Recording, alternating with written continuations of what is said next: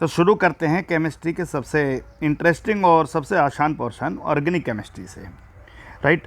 और organic chemistry को लेकर आप लोगों की राय बिल्कुल क्लियर है कि एक बहुत इंटरेस्टिंग टॉपिक है। +1 में भी आपने बहुत डिटेल में इसको पढ़ा है, राइट। और इस पूरे पोर्शन की एक ख़ास बात है कि समझ में आना बहुत ज़्यादा ज़रूरी है, राइट।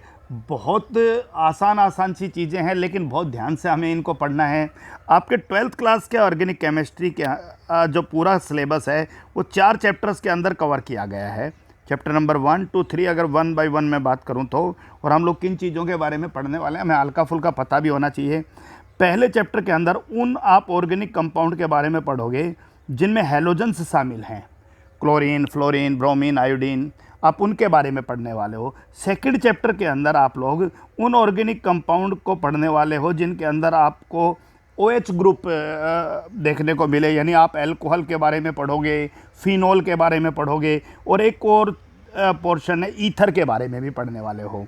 तीसरा जो चैप्टर है उसके अंदर हम लोग एल्डिहाइड, कीटोन और कार्बोक्सिलिक एसिड से रिलेटेड केमिस्ट्री पढ़ने वाले हैं। और 4th चैप्टर के अंदर आप नाइट्रो कंपाउंड में स्पेशली एमीन्स के बारे में पढ़ने वाले हो।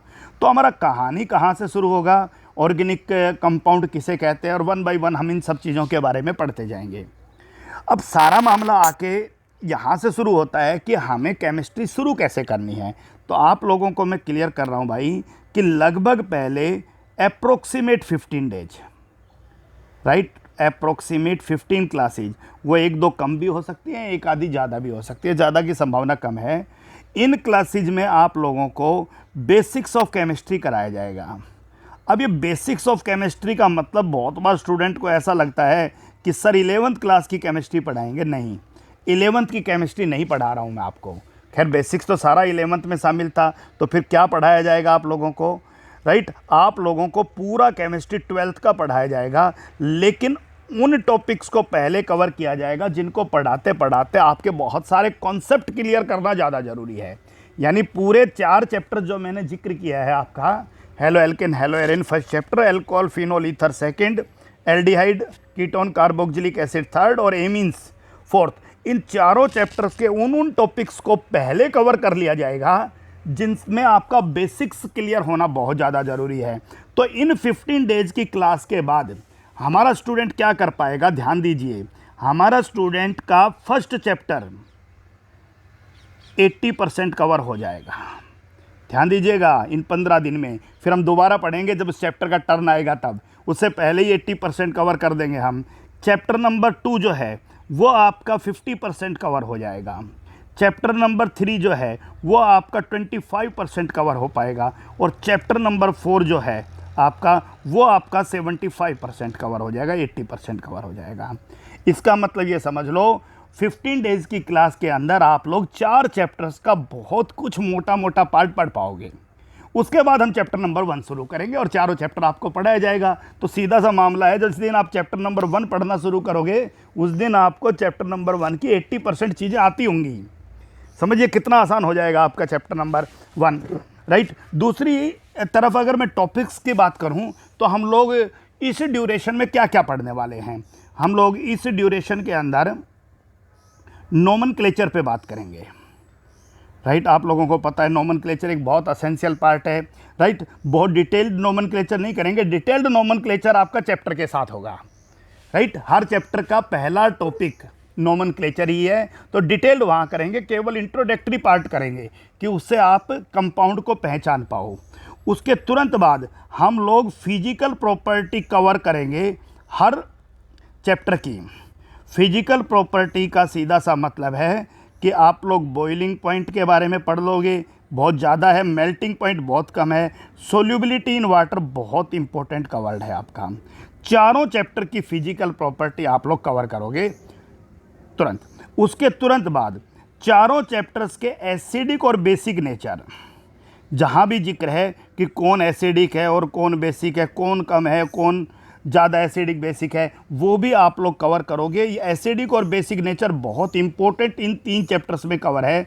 अल्कोहल का एसिडिक नेचर, कार्बोक्सिलिक एसिड का एसिडिक नेचर और एमीन्स का बेसिक नेचर, इसके बारे में आप लोग पढ़ लोगे।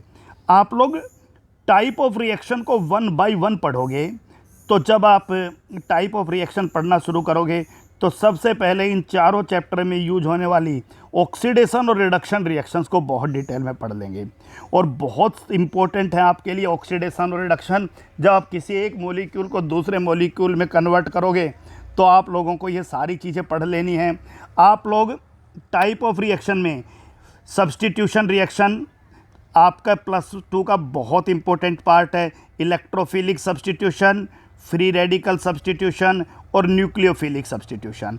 इलेक्ट्रोफिलिक सब्स्टिट्यूशन चारों चैप्टर्स में है, राइट। फ्री रेडिकल सब्स्टिट्यूशन केवल फर्स्ट चैप्टर में है ऑर्गेनिक, और न्यूक्लियोफिलिक सब्स्टिट्यूशन भी आपकी मोस्टली फर्स्ट चैप्टर के अंदर है, थोड़ा बहुत सेकंड चैप्टर के अंदर भी आएगा, राइट। इसका मतलब है कि सब्स्टिट्यूशन हमारे लिए बड़ा इंपॉर्टेंट है। उसके तुरंत बाद मैं आप लोगों को एडिशन रिएक्शन के बारे में बताऊंगा। एडिशन रिएक्शन एक बहुत इंपॉर्टेंट पार्ट है भाई। एडिशन रिएक्शन आप लोग इलेक्ट्रोफिलिक एडिशन और फ्री रेडिकल एडिशन, ये दोनों रिएक्शन आप फर्स्ट चैप्टर और सेकंड चैप्टर में फ्रीक्वेंटली पढ़ोगे, जबकि न्यूक्लियोफिलिक एडिशन रिएक्शन आप लोग ऑर्गेनिक केमिस्ट्री के थर्ड चैप्टर में पढ़ोगे।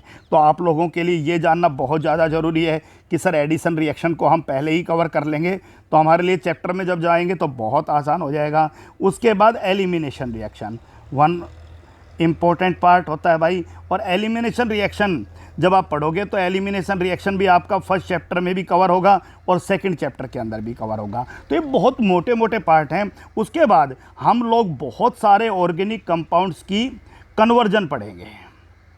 तो कन्वर्जन पढ़ने के लिए हम लोगों को कुछ रिएक्शंस का आना ज़रूरी है, और कुछ रिएक्शन का आना ज़रूरी है। तो मान के चलिए कि मैं आपको एडिशन रिएक्शन कराता सब्स्टिट्यूशन कराता, ठीक है भाई, और उसके बाद ऑक्सीडेशन रिडक्शन में करा चुका हूँ, एलिमिनेशन करा चुका हूँ, और उसके अलावा भी 10-15 रिएक्शन और कराऊंगा। यानी अब तक हम लगभग कितनी रिएक्शन कवर कर चुके होंगे?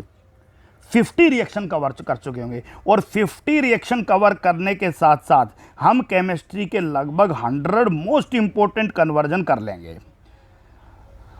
जब हम लगभग आपके केमिस्ट्री के 100 के करीब मोस्ट इंपॉर्टेंट कन्वर्जन कर लेंगे तो जब आप अपना फर्स्ट चैप्टर की एनसीईआरटी की एक्सरसाइज खोल के देखोगे आप कहोगे सर हम लगभग सारे कन्वर्जन कर पा रहे हैं। आप लोग फोर्थ चैप्टर जब खोल के देखोगे तो आप कहोगे सर हम इसके सारे कन्वर्जन कर पा रहे हैं, मैं आपको बुक से ही कराऊंगा। तो समझ के चलिए कि हम ये सारा काम कवर करते ही फिर हम अपना ऑर्गेनिक केमिस्ट्री का कोई भी एक चैप्टर शुरू करेंगे। तो ये सब चीज़ें आपके लिए बहुत ज़्यादा ज़रूरी हैं, क्लासेज मिस नहीं करना है, राइट। बहुत अच्छे से इन सारी चीज़ों के ऊपर आपको होमवर्क करना है। तो 1 बाय 1 हम शुरू करेंगे। कहानी शुरू करते हैं।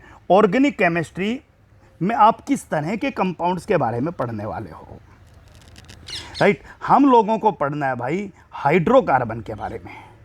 ऑर्गेनिक केमिस्ट्री में हम किस चीज़ के बारे में पढ़ने वाले हैं? हाइड्रोकार्बन के बारे में पढ़ते हैं और उनके डेरिवेटिव्स के बारे में भी पढ़ते हैं जो उनसे डराइव होते हैं। डेरिवेटिव जैसे ही CH4 एक हाइड्रोकार्बन है और CH3Cl उसका एक डेरिवेटिव है, उससे डराइव हुआ है, उसका H को सब्स्टिट्यूट करके हमने हैलोजन लगाया है। इस तरह के कंपाउंड के बारे में हम पढ़ेंगे। तो सबसे पहले मामला आता है भाई हाइड्रोकार्बन को ही समझ लेते हैं। हाइड्रोकार्बन बहुत पढ़ा है आपने। Hydrocarbon compound of carbon and hydrogen, carbon और हाइड्रोजन का एक कंपाउंड, राइट। हाइड्रोजन के बारे में बात करना बहुत सरल है। 1s1 है और कार्बन के साथ कोवलेंट बॉन्ड बनाएगा और एक ही कोवलेंट बॉन्ड बना सकता है और वही बॉन्ड हमेशा सिग्मा बॉन्ड होता है। हाइड्रोजन हमेशा सिग्मा बॉन्ड बनाता है, किसके साथ? कार्बन के साथ। दिमाग में फिट बिठा लीजिए, चाहे वो किसी भी स्थिति में बना हो, कार्बन और हाइड्रोजन के बीच में अगर कहीं भी बॉन्ड बना है तो आपको पता होना चाहिए वो बॉन्ड हमेशा कैसा होता है? सिग्मा बॉन्ड होता है। कार्बन के बारे में बात करें तो कार्बन का बच्चों इलेक्ट्रॉनिक कॉन्फ़िगरेशन 1s2, 2s2 और 2p2 है। तो सीधा सा मामला है भाई, आउटर सेल के अंदर कितने इलेक्ट्रॉन मौजूद हैं? 4 इलेक्ट्रॉन प्रेजेंट है, ठीक है। और अगर इन 4 इलेक्ट्रॉन्स को आप लोग एक्साइटेड स्टेट में लिख लेते हो 2s और 2p, यस 2s और 2p, सो एक इलेक्ट्रॉन यहाँ है और एक इलेक्ट्रॉन यहाँ चला जाएगा, यानी 2s का एक इलेक्ट्रॉन जंप करके और कहाँ चला जाएगा, 2p के अंदर चला जाएगा एक्साइटेड स्टेट। और फिर आप बॉन्डिंग की डिफरेंट संभावनाओं के ऊपर जाते हो, बहुत अलग अलग संभावनाओं के ऊपर। तो एक बात आप सबको पता है भाई कि सिग्मा बॉन्ड बनाने का काम हाइब्रिड ऑर्बिटल करते हैं, और जो अनहाइब्रिडाइज्ड रह जाता है वो पाई बॉन्ड बनाता है। तो अगर मान के चलिए किसी स्थिति के अंदर एक s और एक p दोनों मिलके हाइब्रिड ऑर्बिटल बनाते हैं, तो सीधा सा मामला है 2sp हाइब्रिड ऑर्बिटल बनेगा। और 2sp हाइब्रिड ऑर्बिटल बनेगा तो ऐसी स्थिति में जो 2p हैं वो आपके क्या रह जाएंगे, अनहाइब्रिडाइज्ड रह जाएंगे भाई, वो हाइब्रिड नहीं बनाएंगे, अनहाइब्रिडाइज जाएंगे। ये जो 2sp हैं ये 2 सिग्मा बॉन्ड बनाएंगे, और जो 2 अनहाइब्रिड रह गए वो आपके 2 पाई बॉन्ड बनाएंगे। यानी अगर आपका कार्बन sp हाइब्रिडाइज्ड कार्बन है तो समझ लीजिए वो कार्बन 2 सिग्मा बॉन्ड बनाएगा और 2 ही पाई बॉन्ड बनाएगा, राइट। दूसरी तरफ अगर इस स्थिति को यूं लेके चलो, ये फिर से वही लिख देता हूं भाई, ओके, ये 1 है और ये 3 है, 2s और 2p को रिप्रेजेंट कर सकते हैं हम। कार्बन के मामले में बात चल रहा है और ये एक्साइटेड स्टेट को लेकर कॉन्फ़िगरेशन है, राइट। अब मामला आ जाता है भाई कि अगर 1s और 2p ये आपस में इंटरमिक्स करके हाइब्रिड ऑर्बिटल बनाते हैं, तो 3 ऑर्बिटल इंटरमिक्स कर रहे हैं बच्चों, तो 3sp2 हाइब्रिड ऑर्बिटल बनेंगे, 3sp2 हाइब्रिड ऑर्बिटल बनेंगे। और एक p जो है वो आपका क्या रह जाएगा, अनहाइब्रिडाइज्ड रह जाएगा, अनहाइब्रिडाइज्ड। तो 3sp2 हाइब्रिड ऑर्बिटल आपके 3 सिग्मा बॉन्ड बनाएंगे, और एक जो अनहाइब्रिडाइज्ड रहेगा वो आपका क्या बनाएगा, 1 पाई बॉन्ड बनाएगा।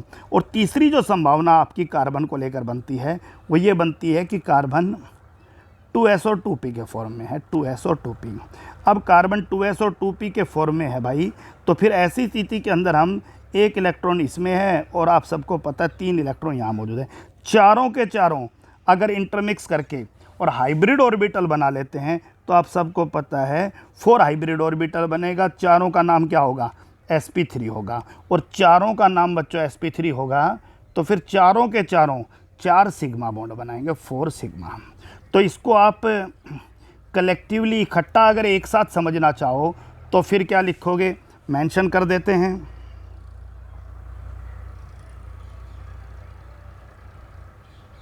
टू एस और 2p, ओके, 1 इलेक्ट्रॉन और 1 1 और 1, and this is the condition where carbon present in excited state, right. किसी को कोई डाउट नहीं है कि सर ये पॉइंट क्लियर है, हम लोग समझ पा रहे हैं। अब स्थिति क्या है भाई कि अगर ये 2 ऑर्बिटल ओवरलैप करते हैं तो ऐसी स्थिति के अंदर हाइब्रिडाइजेशन sp होगा और 2 सिग्मा और 2 पाई बॉन्ड बनाएगा कार्बन, राइट, क्लियर। दूसरी तरफ अगर मान लीजिए ये 3 ऑर्बिटल आपके ओवरलैप करके हाइब्रिड ऑर्बिटल बनाते हैं तो फिर आपका हाइब्रिडाइजेशन sp2 होगा, आपका 3 सिग्मा बॉन्ड बनेगा और एक क्या बनेगा बच्चों, पाई बॉन्ड। और अगर ये चारों ऑर्बिटल ओवरलैप करते हैं तो ऐसी स्थिति के अंदर हाइब्रिडाइजेशन आपका sp3 होगा, और sp3 हाइब्रिड ऑर्बिटल है तो हाइब्रिड ऑर्बिटल आपके हमेशा सिग्मा बॉन्ड बनाते हैं। तो बात आती है कि पाई बॉन्ड और सिग्मा बॉन्ड के बारे में हल्का फुल्का आइडिया आप लोगों को क्लियर भी है कि अगर सिंगल बॉन्ड है, कोई कार्बन यूँ इस स्थिति में नज़र आ रहा है, राइट, और डबल बॉन्ड बना रहा है, ट्रिपल बॉन्ड बना रहा है, ठीक है, ओके। सो और अगर कहीं भी कार्बन आपका डबल बॉन्ड बना रहा है, कहीं भी कार्बन ट्रिपल बॉन्ड बना रहा है, या कहीं कार्बन 2 डबल बॉन्ड भी बना रहा है, मामला डबल और ट्रिपल का नहीं है, मामला सीधा सीधा है कि वो सिग्मा बॉन्ड बना रहा है या पाई बॉन्ड बना रहा है।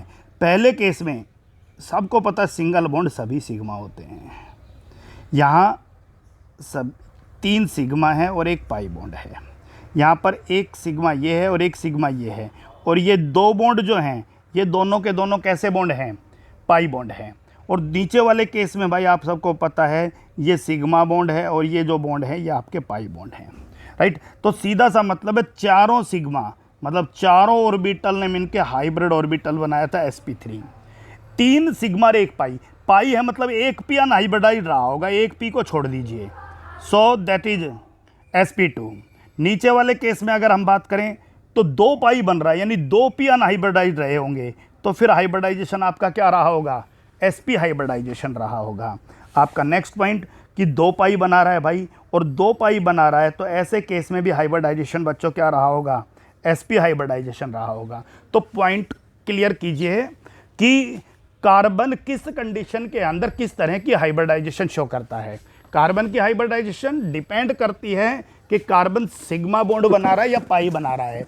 जितने पाई बॉन्ड बनाएगा उतने ही ऑर्बिटल अनहाइब्रिडाइज्ड रहेंगे, और वहीं से तय होगा हमारा कार्बन का हाइब्रिडाइजेशन। और एक इंपॉर्टेंट पॉइंट भी है कि हाइब्रिडाइजेशन, जब हाइड्रोकार्बन पढ़ रहे हैं ना, तो कार्बन का हाइब्रिडाइजेशन हमारे लिए एक इंपॉर्टेंट एस्पेक्ट भी है। चलिए और आगे चलते हैं। अब मामला आ जाता है भाई कि हाइब्रिडाइजेशन से हमें किन किन चीज़ों को समझने में हेल्प मिलेगी। सबसे पहला पॉइंट जो है वो हमें किसी भी कार्बन हाइड्रोजन बॉन्ड की पोलैरिटी को समझने में मदद मिलेगी। Polarity of carbon hydrogen bond, this is carbon hydrogen bond, right. और आप सबको पता है भाई कि नॉर्मल जो कार्बन है, जो सिंगल बॉन्ड बनाने वाला कार्बन है, this is single bonded carbon, वो कार्बन आपका sp3 हाइब्रिडाइज्ड कार्बन है, राइट। जबकि दूसरी तरफ जो डबल बॉन्ड बनाने वाला कार्बन है, ये डबल बॉन्ड बनाया है कार्बन ने और ये हाइड्रोजन के साथ बॉन्ड बना रहा है, चौथा बॉन्ड इधर दिखा दिया, राइट। ये जो कार्बन है बेटा, ये आपका sp2 हाइब्रिडाइज्ड कार्बन है। और तीसरा मान लीजिए आपका कार्बन ट्रिपल बॉन्ड वाला कार्बन है, तो ये कार्बन भाई आपका sp हाइब्रिडाइज्ड कार्बन है। This is sp3 hybridised carbon. Lower classes में भी पढ़ा है कि sp3 हाइब्रिडाइज्ड कार्बन में 25% s कैरेक्टर होता है और 75% p कैरेक्टर होता है, यानी s कैरेक्टर 25%। 4 में से एक s है, sp3 4 ऑर्बिटल है जिसमें एक s है, sp2 3 ऑर्बिटल है जिसमें से एक s है, यानी लगभग अप्रोक्सीमेट 33% s कैरेक्टर है। और sp के अंदर एक s है और एक p है, तो आप समझिए 50% s कैरेक्टर है, राइट। और हमारे केमिस्ट्री के बहुत सारे थ्योरेटिकल कॉन्सेप्ट ये सजेस्ट करते हैं कि कार्बन में जितना भी s कैरेक्टर ज़्यादा होता, आपने पेनिट्रेशन इफेक्ट के बारे में पढ़ा होगा +1 में, कि s ऑर्बिटल्स, s के जो इलेक्ट्रॉन हैं वो न्यूक्लियस के ज़्यादा क्लोज होते हैं, वो इलेक्ट्रॉन को ज़्यादा अट्रैक्ट करते हैं।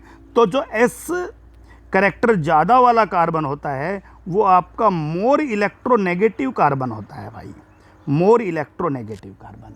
इसका मतलब सीधा सा ये हुआ कि जो कार्बन sp हाइब्रिडाइज्ड है उसकी इलेक्ट्रोनेगेटिविटी सबसे ज़्यादा है, राइट। और जो sp2 हाइब्रिडाइज्ड कार्बन है उसकी इलेक्ट्रोनेगेटिविटी कम है, और जो sp हाइब्रिडाइज्ड कार्बन है उसकी इलेक्ट्रोनेगेटिविटी इनमें सबसे कम है। ये बात हम सबको पता होना चाहिए, राइट। अब मामला आता है भाई कि चलिए किसी भी कोवलेंट कंपाउंड में कार्बन हाइड्रोजन बॉन्ड की पोलैरिटी पे बात करें, तो सिंपल सा मामला है कि ये वाला जो कार्बन हाइड्रोजन बॉन्ड है, ये वाला बॉन्ड, ये आपका बहुत कम इलेक्ट्रोनेगेटिविटी डिफरेंस है। इलेक्ट्रोनेगेटिविटी डिफरेंस के डाटा को लेकर अगर मैं बात करूं बेटा, तो कार्बन की इलेक्ट्रोनेगेटिविटी 2.5 है, हाइड्रोजन की इलेक्ट्रोनेगेटिविटी 2.1। ज़्यादा इलेक्ट्रोनेगेटिव कौन है? कार्बन है। तो कार्बन कोवलेंट बॉन्ड के इलेक्ट्रॉन पेयर को अपनी तरफ खींचेगा, राइट। खींचने की वजह से कार्बन पर स्लाइटली नेगेटिव चार्ज और हाइड्रोजन पर स्लाइटली पॉजिटिव चार्ज, लेकिन ये स्लाइटली पॉजिटिव और स्लाइटली नेगेटिव मैग्नीट्यूड में इतने कम हैं, बहुत कम हैं, कि इसको आप पोलर की कैटेगरी में ना रख के किसकी कैटेगरी में रखते हो? Non polar. यानी समझ लीजिए बिल्कुल वैसा सा ही कहानी है कि एक बाल्टी के अंदर आप 2 दाने चीनी के डाल दो, तो मीठा तो डाला है आपने लेकिन मिठास नहीं हुआ क्योंकि वो बहुत बहुत कम था, राइट। तो इलेक्ट्रोनेगेटिविटी डिफरेंस है, राइट। दोनों की ताकत में डिफरेंस है, लेकिन दोनों की ताकत में इलेक्ट्रोनेगेटिविटी में डिफरेंस बहुत कम है। लेकिन अगर कार्बन ट्रिपल बॉन्डेड कार्बन है तो सीधा सा मतलब है ये हाईली इलेक्ट्रोनेगेटिव है, ये इलेक्ट्रॉन पेयर को बहुत तेज़ी से अपनी तरफ खींचेगा। ऐसी स्थिति में ये स्लाइटली नेगेटिव और ये स्लाइटली पॉजिटिव। अब इस केस के अंदर आपका जो कार्बन हाइड्रोजन बॉन्ड है बच्चों, वो आपका पोलर बॉन्ड है, राइट। तो +1 में भी आपने पढ़ा है कि इथाइन जो होता है वो पोलर होता है। आप +1 के कॉन्सेप्ट पे याद करो, ethyne HC triple bond CH polar, while ethane CH3 single bond CH3 non polar. और जस्टिफाई आप लोगों ने कर दिया। अब प्रश्न आता है सर +1 में पढ़ा था तो ठीक है, बहुत अच्छी बात है, लेकिन +2 में क्यों पढ़ रहे हैं भाई? +2 में बहुत बार इस पॉइंट का जिक्र करेंगे। और मैं एक क्वेश्चन कराता हूँ आपका। पहला क्वेश्चन जो 12th क्लास की केमिस्ट्री में आपसे पूछा जा सकता है, question out of cyclohexyl chloride, there is no need to mention the name at this point, मैं केवल स्ट्रक्चर बना देता हूँ, this is and chlorobenzene.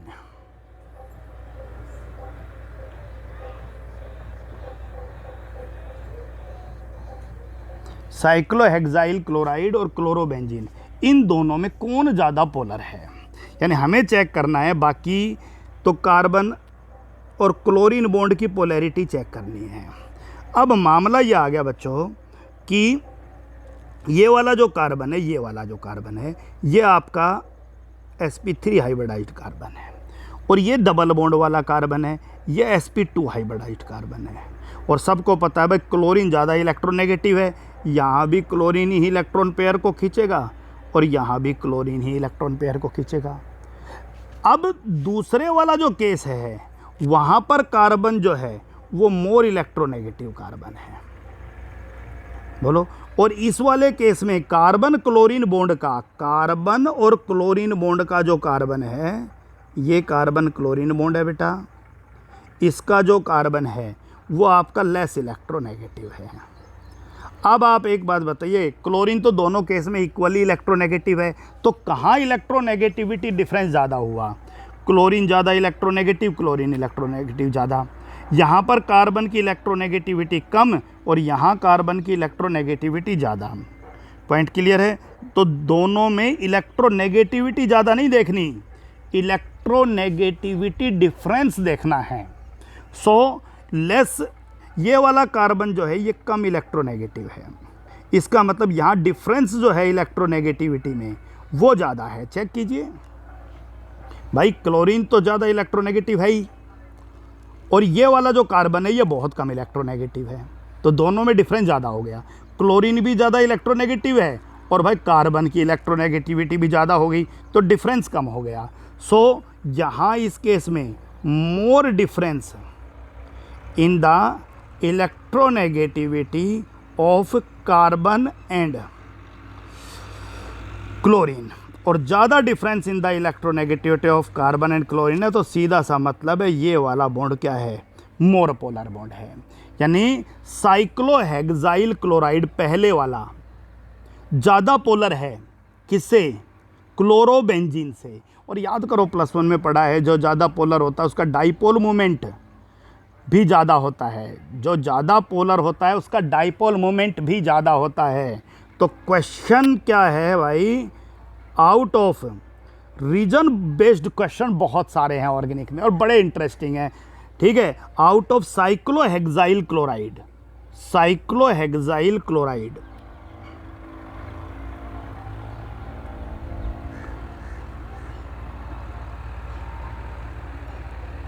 And chlorobenzene,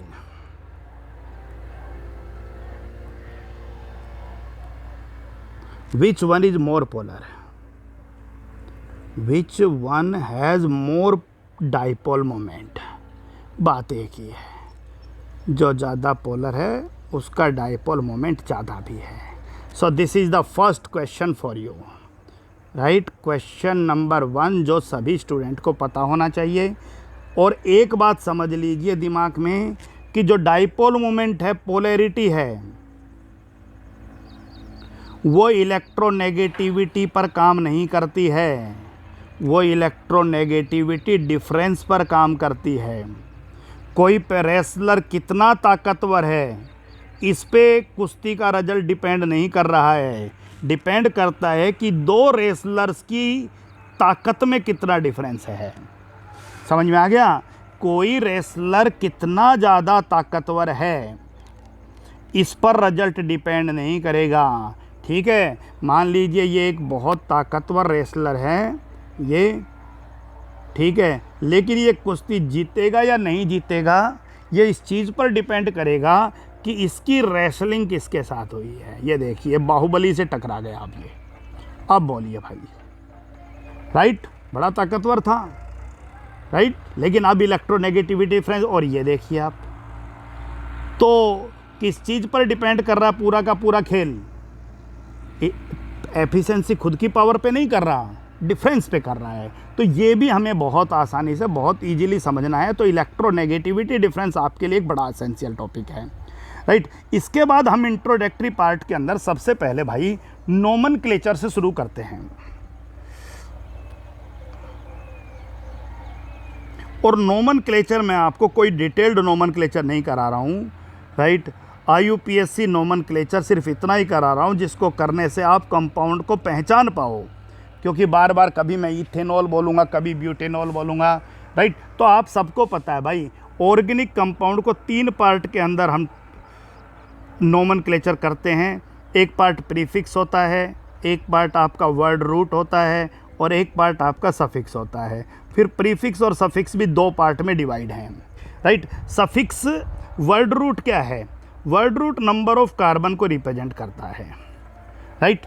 अगर C1 है तो सबको पता है मीथ है, राइट, बताने की ज़रूरत नहीं है स्टेज के ऊपर। C2 है इथ है, C3 बेटा प्रोप है, C4 है ब्यूट है, C5 है दैट इज पेंट है, C6 है वो आपका हेग्ज है, C7 है वो आप hept, C8 oct, C9 non and C10 dec. और जैसे जैसे आगे आते जाएंगे वैसे वैसे आपको बताते रहेंगे।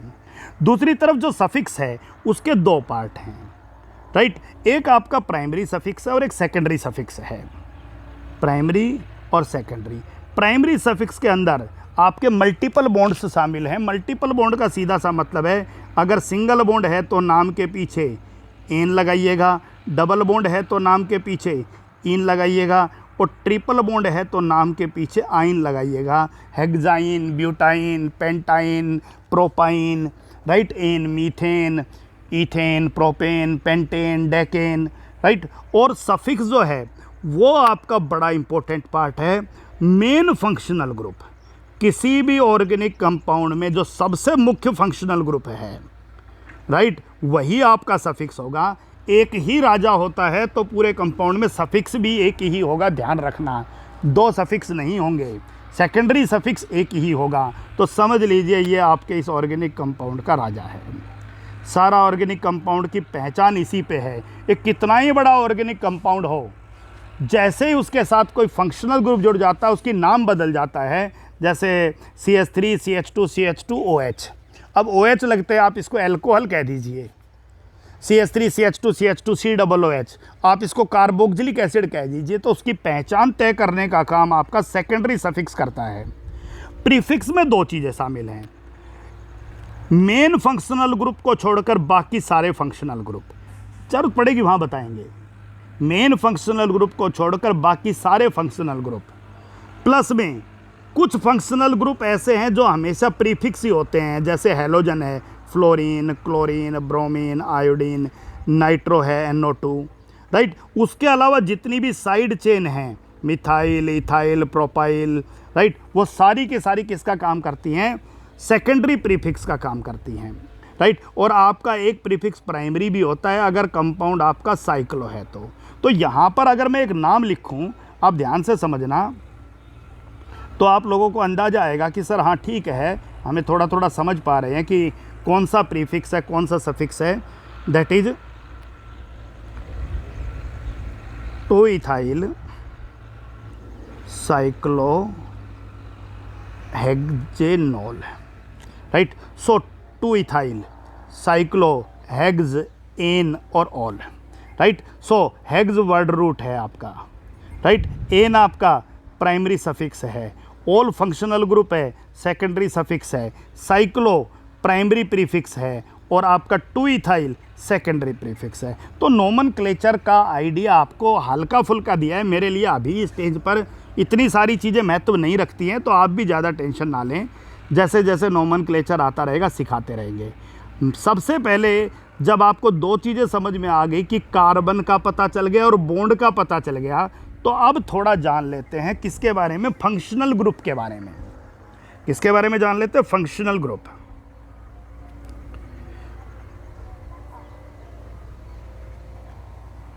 Functional group, right. और फंक्शनल ग्रुप जो है, वन बाय वन हम उनका फॉर्मूला लिखते जाएंगे, नाम लिखते जाएंगे, किस नाम से उनको, प्रीफिक्स अगर है तो क्या नाम से जानेंगे, सफिक्स है तो, राइट। सो सबसे पहले मैं हैलोजन फंक्शनल ग्रुप लिख रहा हूँ, F Cl Br I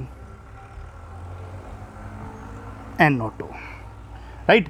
ये सारे जो फंक्शनल ग्रुप आप सबको पता है कि सर ये हमने बहुत पढ़ा है, ये आपका चारों पहले हैलोजन फंक्शनल ग्रुप हैं और ये नाइट्रो फंक्शनल ग्रुप है, राइट। तो इन चारों के लिए आप लोग इकट्ठा इस्तेमाल कर सकते हो हैलोजन फंक्शनल ग्रुप, एंड ये जो फंक्शनल ग्रुप है ये आपका नाइट्रो फंक्शनल ग्रुप है।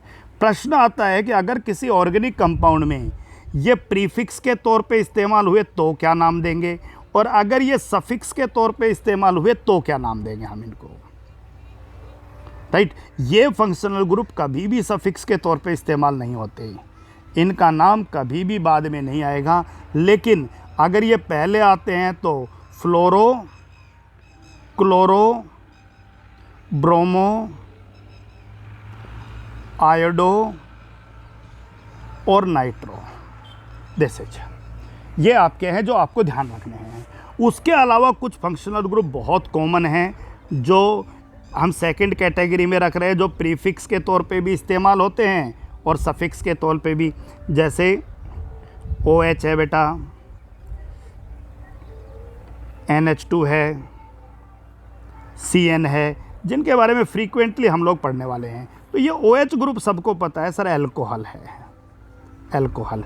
NH2 ग्रुप एमीन ग्रुप है, एमीन, AMINE, एमीन। और CN जो है वो आपका नाइट्राइल ग्रुप कहलाता है, साइनाइड भी कह सकते हो आप इसको, लेकिन नाम इसको नाइट्राइल ग्रुप ही के नाम से दिया जाएगा, नाइट्राइल, CN, राइट। और इनको नाम जब दिया जाएगा, अगर ये प्रीफिक्स हैं तो, एल्कोहल है तो आप इसको हाइड्रोक्सी कहोगे, हाइड्रोक्सी। और अगर ये सफिक्स है तो नाम के पीछे ओल लगेगा। अगर NH2 है, प्रीफिक्स है, तो आप इसको एमिनो कहोगे, और अगर ये सफिक्स है तो आप इसको अमाइन कहोगे। अगर CN प्रीफिक्स है तो आप इसको साइनो कहोगे, और अगर ये सफिक्स के तौर पे अकेला मौजूद है तो फिर ये नाइट्राइल कहलाएगा। तो सीधा सा मतलब समझिए, थोड़ा सा 3-4 कंपाउंड के नोमेनक्लेचर पे बात करें।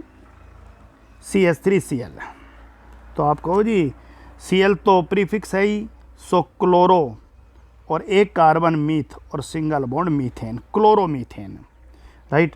आपका CH3, CH2 और OH, तो आप कहो जी OH तो सफिक्स है, बाद में आएगा, तो पहले 2 कार्बन ईथ, फिर उसके बाद सिंगल बॉन्ड एन, और OH ग्रुप है तो all, ethanol. This is the type of nomenclature कि पहले कार्बन, फिर बॉन्ड, फिर फंक्शनल ग्रुप, क्योंकि ये सफिक्स वाला फंक्शनल ग्रुप है। पहले प्रीफिक्स, क्योंकि ये प्रीफिक्स वाला फंक्शनल ग्रुप है, फिर कार्बन, फिर बॉन्ड। बॉन्ड हमेशा कार्बन की संख्या के बाद आएगा, आप सबको आइडिया है। तो वन बाय वन हम और बात करेंगे लेकिन अगर हम कुछ और इम्पोर्टेंट फंक्शनल ग्रुप के बारे में बात करें तो ये एक फंक्शनल ग्रुप है एक्चुअली C डबल बॉन्ड हो। अभी ये कोई भी ग्रुप नहीं है जब तक कि इसके साथ जुड़ने वाले दोनों तरफ के एटम डिसाइड नहीं हो जाते, तब तक आप इसको फंक्शनल ग्रुप नहीं कहोगे। आप इसको केमिस्ट्री में कार्बोनाइल ग्रुप के नाम से जानोगे। और कार्बोनाइल ग्रुप के बेस्ड बहुत सारे फंक्शनल ग्रुप आप लोगों को पढ़ना है वन बाय वन। और वो कौन कौन से, ध्यान दीजिए, दोनों में C डबल बॉन्ड O जो है उसके साथ एक तरफ एल्काइल ग्रुप जोड़ दिया मैंने, R C double bond O, R C double bond O, R C double bond O, R C double bond O और R C double bond O। अगर मैंने यहाँ लगा दिया H, तो ये बच्चों RC double bond O RCHO, सीधा सा मतलब है ये क्या बन गया, एल्डिहाइड बन गया भाई। और एल्डिहाइड है तो सफिक्स के तौर पे इसके नाम के पीछे क्या लगेगा, अल लगेगा भाई। क्या लगेगा, अल। क्लियर है। अगर आपने कोई भी फंक्शनल एल्काइल ग्रुप ही लगा दिया, सेम लगा दो या अलग लगा दो, तो फिर आप ये इसको लिखोगे RCOR-। तो ये जो ग्रुप है ये आपका कौन सा ग्रुप बन गया, कीटोन ग्रुप बन गया। सफिक्स नाम के पीछे क्या लगाने वाले हो, ओन लगाने वाले हो, वहाँ अल, और यहाँ पर आप क्या लगाने वाले हो, ओन। तीसरे केस के अंदर आपका RC डबल हो, अगर मान लीजिए आपने OH लगा दिया तो क्या लिखोगे बेटा, RC OH। सबको पता है कि ये कार्बोक्सिलिक एसिड है, कार्बोक्सिलिक एसिड, और नाम के पीछे क्या लगने वाला है, ओइक एसिड लगने वाला है। क्लियर है बेटा। अगर आप इस कार्बोक्सिलिक एसिड के OH को हटाकर अगर आप Cl लगा देते हो तो ये RCOCl बन जाता है। और RCOCl acid chloride, carboxylic acid के OH को हटाकर आपने एसिड क्लोराइड, नाम के पीछे हमेशा ही ऑयल क्लोराइड लगेगा बेटा। क्या लगेगा, ऑयल क्लोराइड नाम के पीछे, राइट। इसको मैं मिटा देता हूँ जगह के लिए, राइट। अगर आप कार्बोक्सिलिक एसिड का OH हटाकर NH2 लगा देते हो तो ये ग्रुप आपका RCONH2, जिसने +1 में केमिस्ट्री पढ़ी उसको सब समझ में आ रहा है सर, ठीक है यहाँ तक का मामला। RCONH2, CONH2 group acid amide कहलाता है, और नाम के पीछे भी क्या लगने वाला है भाई, अमाइड लगने वाला होता है। और दो और फंक्शनल ग्रुप फ्रीक्वेंटली आप लोग पढ़ने वाले हो, राइट, जिनमें कुछ सफिक्स भी होता है और कुछ प्रीफिक्स भी होता है, राइट। और वो कौन से हैं आपके, R, O और R-।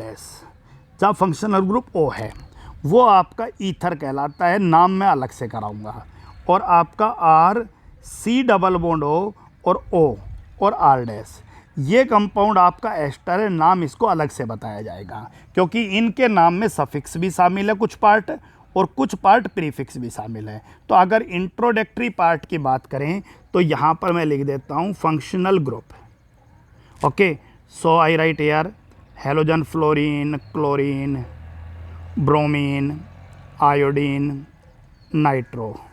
उसके बाद OH एल्कोहल ग्रुप है, एमीन ग्रुप है, नाइट्राइल ग्रुप है, CHO एल्डिहाइड ग्रुप है, राइट। CO कीटोन ग्रुप है, लेकिन दोनों साइड में R होना चाहिए, so you should write R in all places, so there is no problem, that is ROH, R that is, अब दोनों साइड में R होना चाहिए, राइट। कीटोन ग्रुप है, that is RCOOH, right. Carboxylic acid RCOCl, acid chloride RCONH2, acid amide, right. और RCOOR-,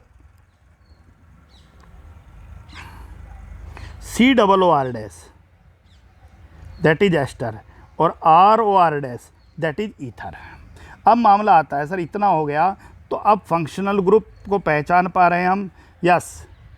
fluorine group, chlorine, bromine, iodine, NO2, OH, जहाँ दोनों तरफ, जहाँ एक तरफ आपका एल्काइल ग्रुप जुड़ेगा, एल्कोहल के बाद एमीन ग्रुप है, नाइट्राइल ग्रुप है, एल्डिहाइड ग्रुप है, इसमें कीटोन ग्रुप है, इसमें कार्बोक्सिलिक एसिड ग्रुप है, इसमें एसिड क्लोराइड है, एसिड अमाइड ग्रुप है, आपका एस्टर ग्रुप है, और आपका ईथर ग्रुप है।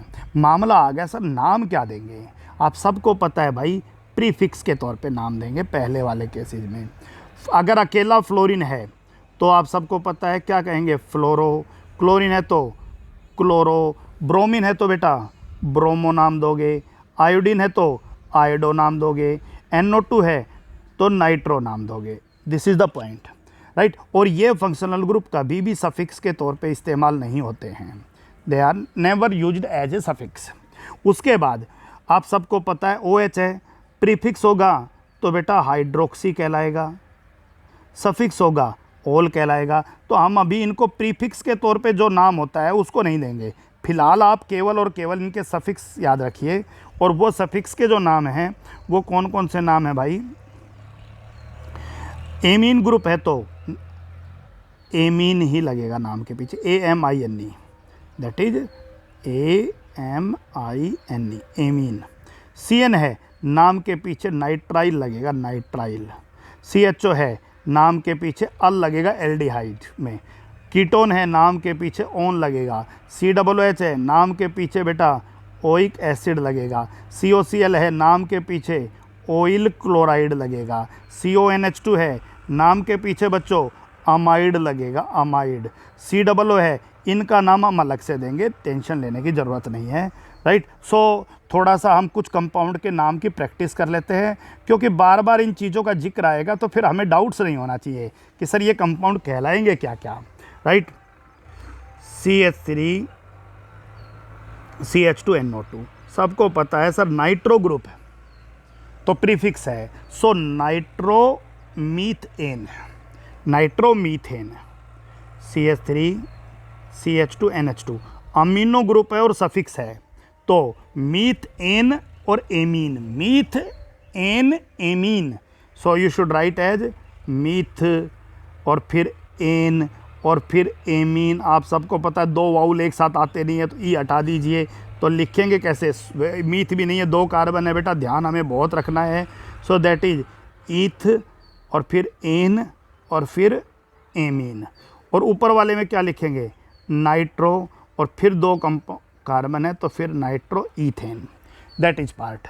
चलिए नेक्स्ट, चलिए CH3Br bromopropane, CH3 CH2OH ethanol, ethane और ऑल, इथेनॉल। तो आप समझ रहे हो ना कि किसको पहले लिखना है और किसको बाद में लिखना है। तो फ्रीक्वेंटली कुछ कंपाउंड्स के नाम की प्रैक्टिस करनी है। दोबारा से CH3NH2NO2 nitromethane, CH3NH2 methane amine, methane amine. CH3CONH2 ethane amide, ethane amide. CONH2 group is amide group, right, acid amide, okay. CH3CH2Cl क्लोरोईथेन and CH3COCl ethanoyl chloride, this is acid chloride, ethanoyl chloride. CH3COOH that is carboxylic acid, ethanoic acid. CH3CH2CHO propanal, propanal. CH3COCH3 that is propanone. CH3CH2CH2CH2OH that is butanol, that is butanol. 4 carbon और OH group. अभी इस level के ऊपर 11th में आप सबको पता है कि सर इतनी चीज़ें हमें लगभग लगभग आती हैं, हमें पता चल गया कि किसका नाम पहले देना है किसका नाम बाद में देना है, राइट। CH3 CH2 और Br ब्रोमोईथेन, CH3 CH2 CH2 CONH2 propane और एक कार्बन ब्यूटेन अमाइड। वेरी बहुत इंपॉर्टेंट पॉइंट है बेटा, बहुत ध्यान से करना है। 4 कार्बन है, butane amide.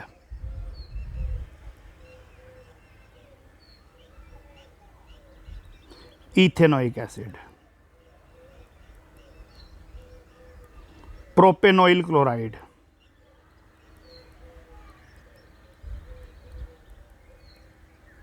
Butane amide, methanoic acid, methanoic acid एक कार्बन और COOH, प्रोपेनल,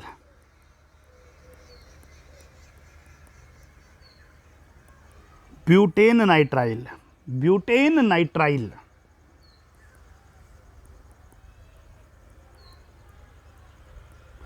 आइडोप्रोपेन, आइडोप्रोपेन। तो एक जर्नल इंट्रोडक्शन नोमेनक्लेचर का आप लोगों के दिमाग में क्लियर है और आप लोगों को पता भी है कि सर हम इस तरह के कंपाउंड्स के नोमेनक्लेचर कर लेते हैं, राइट। उसके बाद आप लोगों को तो किसी भी नोमेनक्लेचर का फंक्शनल ग्रुप याद मत करो, आप लोग सभी फंक्शनल ग्रुप उनको प्रीफिक्स के तौर पे क्या कहते हैं, उनको सफिक्स के तौर पे क्या कहते हैं, राइट। और उनके जो भी IUPAC नेम वो सब आप अपने पॉइंट आउट कर लो, एक पेज पे लिख लो। फंक्शनल ग्रुप का सिंबल जो भी फॉर्मूला है, प्रीफिक्स के तौर पे और सफिक्स के तौर पे क्या कहेंगे। फिर उसके बाद कुछ बेंजीन और उसके डेरिवेटिव हैं। ये भी आपको कोई भी कंपाउंड क्रैमिंग नहीं करना है, आप एक बार अपने 1-2 पेज पर इसको लिखो, जितनी बार भी नाम आए आप लोग लिख के देखते रहिए। सबको पता है भाई, ये ऑर्गेनिक कंपाउंड अल्टरनेट पोजीशन पर डबल बॉन्ड, इसको यूं ना लिख के आपको पता है डॉटेड लाइन से सर्कल बना देते हैं, बुक्स में तो पूरी लाइन से ही बना है, राइट। और लिखने की बजाय इसको C6H6 भी लिख देते हैं। और इस कंपाउंड को हम केमिस्ट्री में बेंजीन कहते हैं, बेंजीन।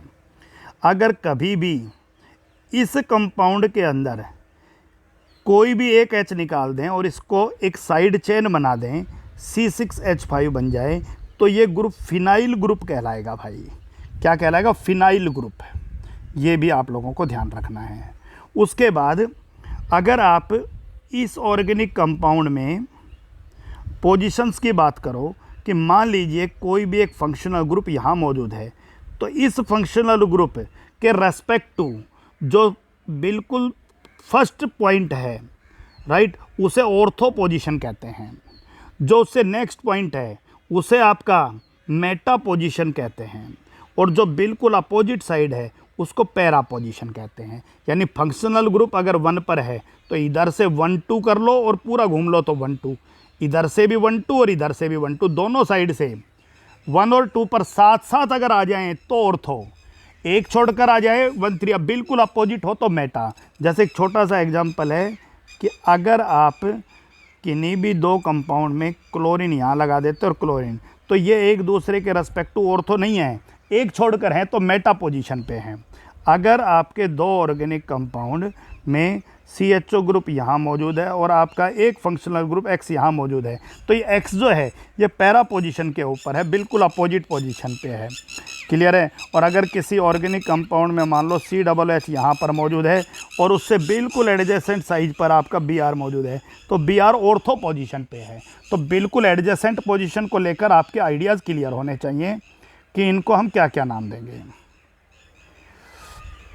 उसके बाद आप सबको पता है बेटा कि बेंजीन के ऊपर अगर डायरेक्ट हैलोजन डेरिवेटिव लगा देते हो, chlorobenzene, fluorobenzene, bromobenzene and iodine derivative is iodobenzene, NO2 derivative is nitrobenzene. नाम आप लोग लिख लीजिएगा इन सब के। पहले वाला क्लोरोबेंजीन, फ्लोरोबेंजीन, ब्रोमोबेंजीन, आइडोबेंजीन और नाइट्रोबेंजीन। बेंजीन के ऊपर अगर हम OH ग्रुप लगाते हैं तो इसे फिनोल के नाम से जानते हैं। अगर हम बेंजीन के ऊपर NH2 ग्रुप लगाते हैं तो इसे एनिलिन के नाम से जानते हैं, एनिलिन, राइट। आपको कोई नाम याद नहीं रखना, बस एक पेज पे लिखने हैं सारे, राइट। बेंजीन के ऊपर अगर OCH3 कोई ग्रुप है, OCH3, तो इसे एनिसोल के नाम से जाना जाता है, एनिसोल के नाम से। तो ये भी आपको ध्यान रखना है। क्लियर हो गया? Phenol, okay. उसके बाद बेंजीन के ऊपर अगर CH3 ग्रुप आ जाए, मिथाइल ग्रुप, ये बड़ा इंपॉर्टेंट पार्ट है। बेंजीन के ऊपर अगर CH3 ग्रुप आ जाए तो इसे केमिस्ट्री में टोल्यूइन कहते हैं, टोल्यूइन। अगर बेंजीन के ऊपर जो CH3 ग्रुप है उसमें से केवल एक हाइड्रोजन हटा दिया जाए तो this group is called benzyl group, benzyl group. क्या होगा अभी 2 मिनट बाद बात करता हूँ। अगर 2 हाइड्रोजन हटा दें और कुछ भी जोड़ दें तो this group is called benzyl group. Toluene benzyl benzyl, और अगर 3 हाइड्रोजन हटाकर कुछ भी जोड़ दिया जाए, 3 जोड़ दिए जाएं, तो this group is called benzo group. दोबारा से देख लो भाई, टोल्यूइन बेंजीन पर CH3, बेंजीन के ऊपर CH2 और फिर कुछ भी जोड़ दे तो बेंजाइल, बेंजीन पे CH कुछ भी जोड़ दो तो बेंजल, बेंजीन पे C और कुछ भी जोड़ दो तो बेंजीन। चलिए समझते हैं।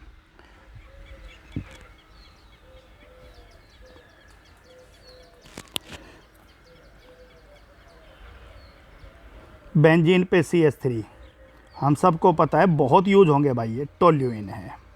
ओके सॉरी, CH3 टोल्यूइन है। बेंजीन के ऊपर एक H हटा दिया, so this group is called benzyl.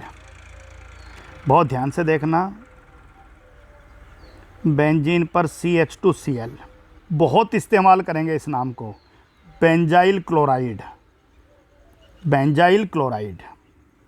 Benzene के ऊपर CH2OH, benzyl alcohol, benzyl alcohol. Benzene के ऊपर CH2NH2, benzyl amine, benzyl amine. तो पता है स्टूडेंट, जर्नली क्या होता है, जब कई बार मोटा मोटा पढ़ लेते हैं ना, तो उनके दिमाग में हल्की फुल्की सी क्यूरीज रह जाती हैं, और वो फिर इन दोनों नाम में डिफरेंस नहीं कर पाते, वो एक दूसरे की जगह लिखते रहते हैं। बेंजीन पर Cl और बेंजीन पर CH2Cl। बताइए, बेंजीन पर CH क्लोरोबेंजीन, और बेंजीन पर CH2Cl बेंजाइल क्लोराइड। बेंजीन के ऊपर OH लगा रहा हूँ, फिनोल, और बेंजीन पर CH2OH लिख रहा हूँ, तो that is benzyl alcohol. Benzene के ऊपर अगर NH2 लिख रहा हूँ तो एनिलीन, और अगर बेंजीन पर मैं CONH2 लिख रहा हूँ, या सॉरी CH2NH2 लिख रहा हूँ, तो आपका इसे बेंजाइल एमीन कहेंगे। बेंजाइल एमीन ऊपर लिखा है, एनिलीन और बेंजाइल एमीन, आप ध्यान रखिएगा। ओके, तो हम लोग 2 पार्ट के ऊपर बात कर चुके हैं, और 2 जो पार्ट हैं वो कौन कौन से पार्ट हैं बेटा, कि हम लोगों ने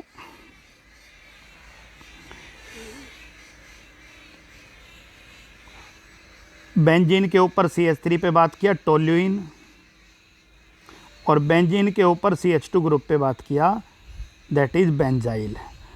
उसके बाद बात आती है भाई कि बेंजीन के ऊपर CH और कोई भी 2 ग्रुप जोड़ दें, राइट, दिस इज कॉल्ड, बोलिए, बेंजल। सो बेंजीन और COO और H तो है ही, सो इट इज बेंजल और aldehyde, so it is called benzaldehyde, benzaldehyde. और अगर हम बेंजीन के 3 ग्रुप हटा देते हैं, H कार्बन जो जुड़ा है उसके, so it is called benzo, that is called benzo. और बेंजो के कुछ कंपाउंड देखिए आप लोग,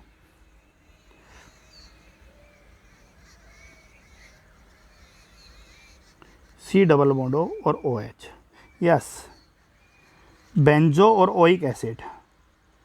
सो इस O को हटा दीजिए, it is called benzoic acid. इस O को हटाइए क्योंकि 2 वाउल एक साथ नहीं आते हैं। बेंजीन के ऊपर C डबल बॉन्ड और Cl, so that is benzo और ऑयल क्लोराइड। सो इस O को हटाइए, that is benzoyl chloride, that is benzoyl chloride.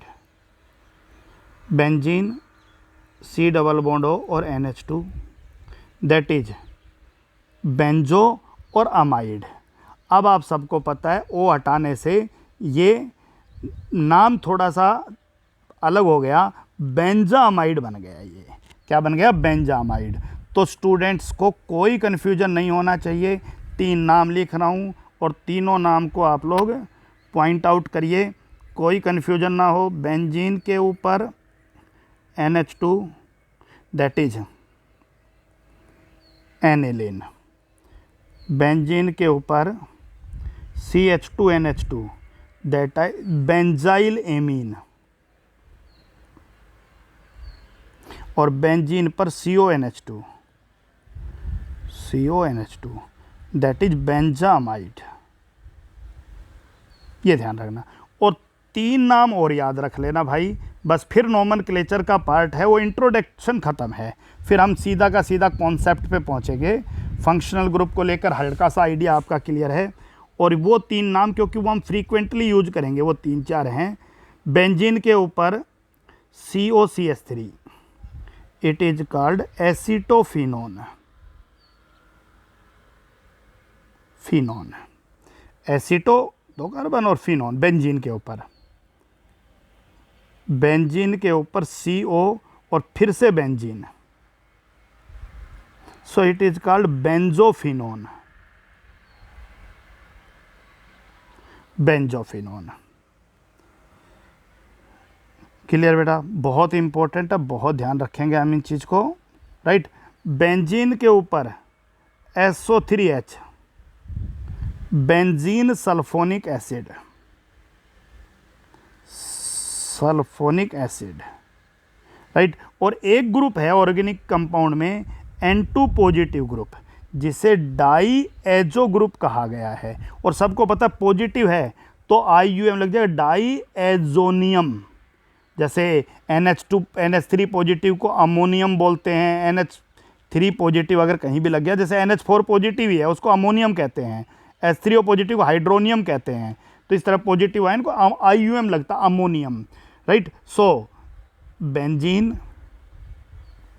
के ऊपर N2 पॉजिटिव तो बेंजीन डाईएजोनियम और Cl negative, so benzene diazonium chloride, इसको भी काफ़ी यूज करेंगे। सो ये सब नाम आप लोग अपनी नोटबुक में नोट करेंगे। सो बेंजीन डाईएजोनियम क्लोराइड नाम आ जाएगा तो फिर आपके लिए पॉइंट क्लियर हैं। आप सबसे पहली चीज़ देखते ही कंपाउंड की क्लास बताइएगा। क्लास का मतलब आपको आइडिया होना चाहिए। CH3OH एल्कोहल है, CH3CHO एल्डिहाइड है, CH3OCH3 ध्यान देना, OCH3 है ईथर है, और CH3COCH3 कीटोन है, राइट। CH3 ये तो सिंपल एल्केन है, राइट। CH3NH2 एमीन है, ठीक है। CH3COOH कार्बोक्सिलिक एसिड है। तो आप लोग इंट्रोडक्टरी पार्ट, आज समझाने का पार्ट कम था, राइट। आप लोग सिर्फ चीज़ों को नोट कर लो और हल्का सा बस डाइपोल मूवमेंट में ही एक क्वेश्चन बना था, बाकी चीज़ें आप लोगों को बस याद दिलाई जा रही हैं। तो कल से हम अपना एक टॉपिक शुरू करेंगे और कल से समझने की बहुत सारी चीज़ें, कल से बुक लेकर बैठिएगा NCERT का, यानी कल से ही आपका केमिस्ट्री की बुक का काम शुरू है, राइट। और दोबारा से समझ लो, मैं फिर से आप सबको बता रहा हूँ, ये 15 क्लासेज जो आपके लिए हैं, ये आपकी ऑर्गेनिक केमिस्ट्री की बहुत असेंशियल क्लासेज हैं, राइट। इन क्लासेज में अगर आपने बहुत सीरियसली चीज़ों को हैंडल कर लिया तो फिर सारा काम बड़ा स्मूथ हो जाएगा। That's all for today.